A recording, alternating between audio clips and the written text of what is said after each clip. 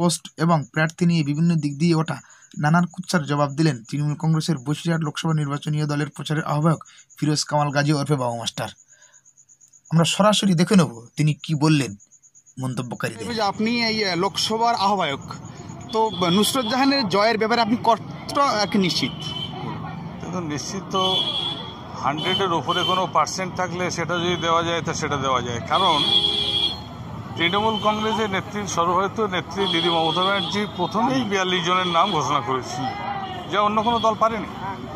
আজকে তারিখ অবধি যারা মনে করছে দুটো একটা সিটে জিতবেই স্বপ্ন দেখছে, তাই বিজেপি বলুন, তাই সিপিআই বলুন, সিপিএম বলুন অথবা কংগ্রেস বলুন, তারা এখনও পর্যন্ত কিন্তু 42টা সিটে প্রার্থী তারা ঘোষণা করতে পারে। তা যারা নিজেরা এখনও পর্যন্ত প্রার্থী কী হবে এটা ঠিক করতে এখনও পর্যন্ত তারা অনিশ্চয়তা ভুগছে, তাদের দ্বারা আজ যাই হোক না কেন তৃণমূল কংগ্রেসের বিরুদ্ধে ঐক্যবদ্ধভাবে লড়ে তৃণমূল কংগ্রেসের কাছ থেকে একটা সিট নেওয়া তাদের পক্ষে সম্ভব না। যেখানেই কর্মী সভা করা হচ্ছে, আজকের এই আমাদের বসিরহাট লোকসভায় প্রচারের 5টা কর্মী সভা করলেন নুসরত জাহান, তো প্রতিটি কর্মী সভায় একটা জনসভায় প্লাবিত হয়ে যাচ্ছে। কি বলবেন এই বিষয়ে?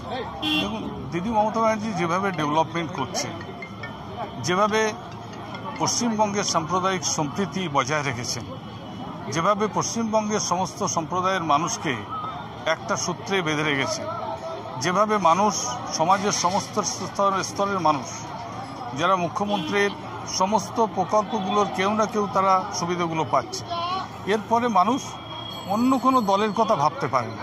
মানুষ ভাবনা চিন্তা একটাই, যে পশ্চিমবঙ্গ সরকারের কাছ থেকে এত পরিষেবা পাচ্ছি, আগামী দিনে দিদিকে যদি সারা ভারতবর্ষের প্রধানমন্ত্রী হিসেবে আমরা দেখি, তাহলে সারা ভারতবর্ষের মানুষ তাহলে কী পরিষেবা পাবে, এটা হচ্ছে মানুষের কাছে একটা স্বপ্ন।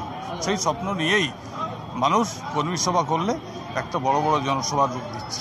শেষ প্রশ্ন আপনার কাছে, দিলীপ ঘোষ কয়েকদিন আগেই বলেছিলেন যে মিমি এবং নুসরতকে দেখে মানুষ আসবে দেখতে, কিন্তু ভোট দেবে না। তা আপনি কি মনে করবেন যে এই যে এত মানুষ আসছে?